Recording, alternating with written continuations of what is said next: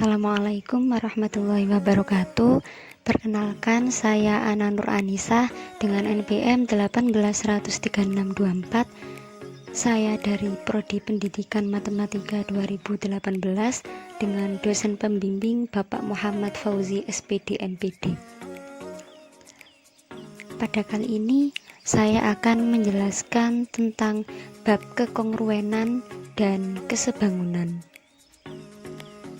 Kesebangunan kata dasarnya adalah sebangun, sedangkan kekongruenan kata dasarnya yaitu kongruen.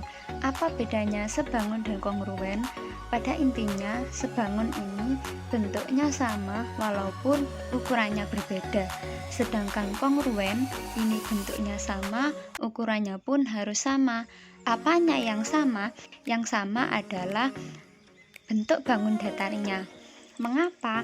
Karena dalam bab kesebangunan dan kekongruenan ini kita disuruh untuk membandingkan dua bangun datar. Untuk lebih jelasnya, langsung saja kita ke contoh soal. Di sini ada dua bangun datar. Yang pertama yaitu bangun persegi. Di sini kalau kita lihat secara sekilas, secara kasat mata, dua bangun persegi ini bentuknya sama ya, sama-sama persegi. Kalau kita lihat ukurannya pun juga sama, ukuran persegi yang satu dengan yang satunya ini juga sama. Nah, jadi jika bentuknya sama, ukurannya pun sama, maka kedua persegi ini bisa dikatakan dengan kongruen. Selanjutnya di sini ada dua segitiga. Segitiga yang pertama bentuknya besar, sedangkan yang kedua bentuknya kecil.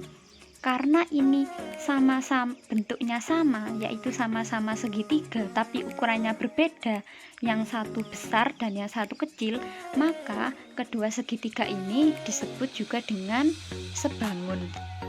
Kemudian ada gambar yang ketiga.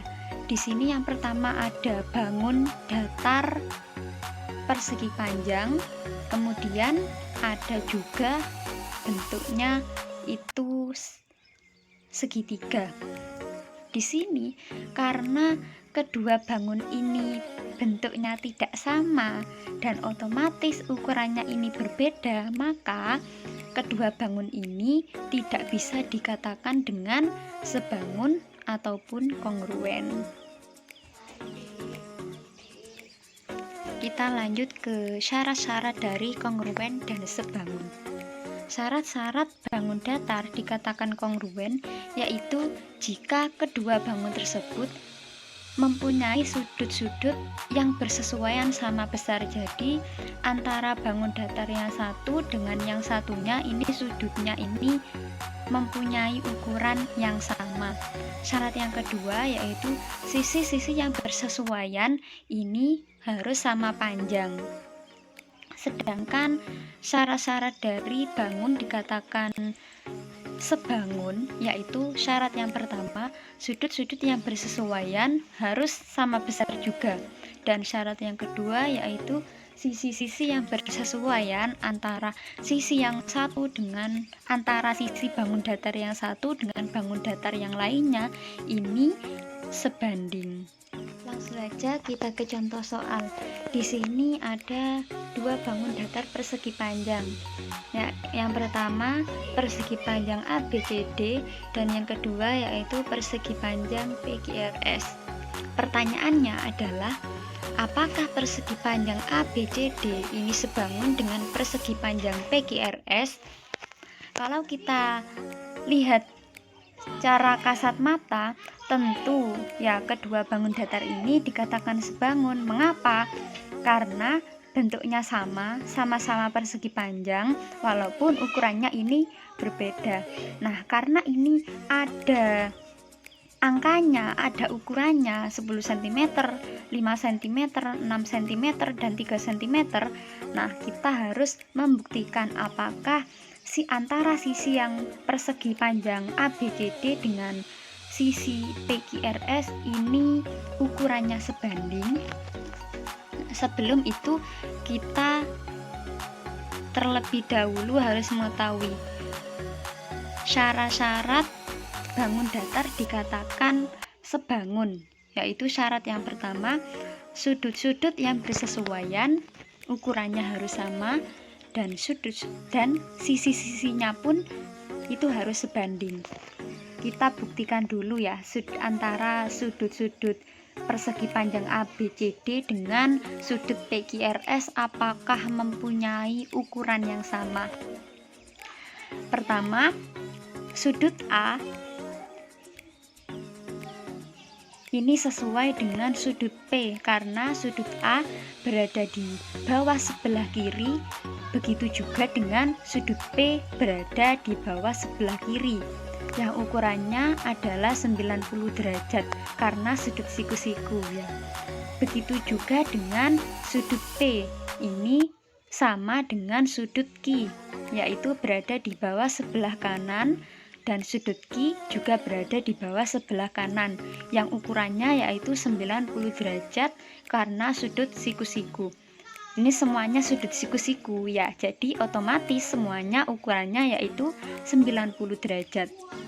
Sudut C sama dengan sudut R dan sudut D sama dengan sudut S, yaitu nilainya 90 derajat.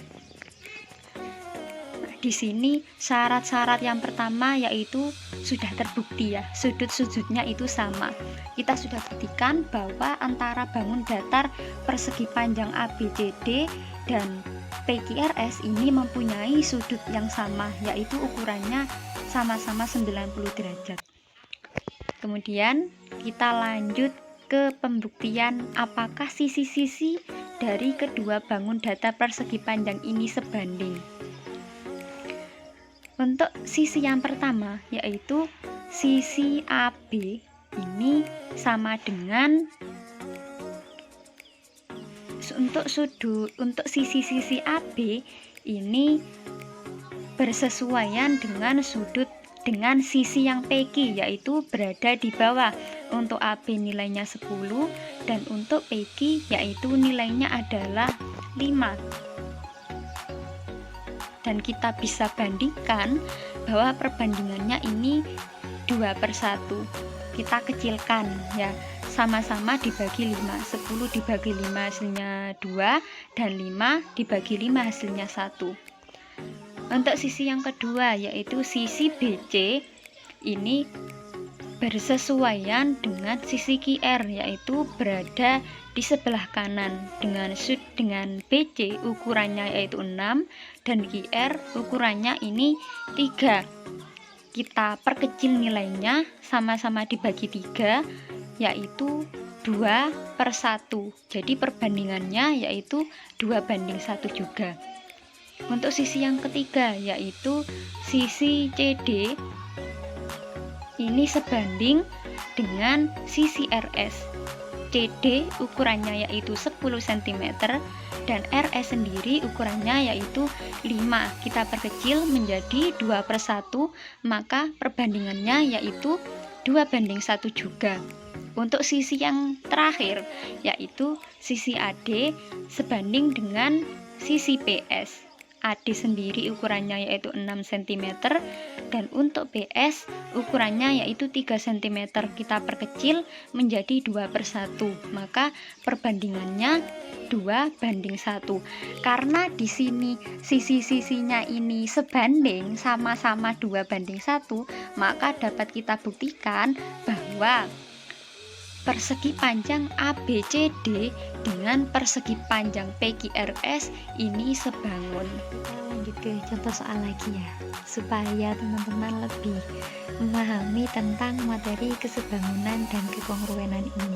Nah, di sini ada dua bangun datar yaitu persegi panjang ABCD dan persegi panjang EFGH. Di sini soalnya yaitu berdasarkan bangun persegi panjang ABCD dan EFGH di atas ialah sebangun.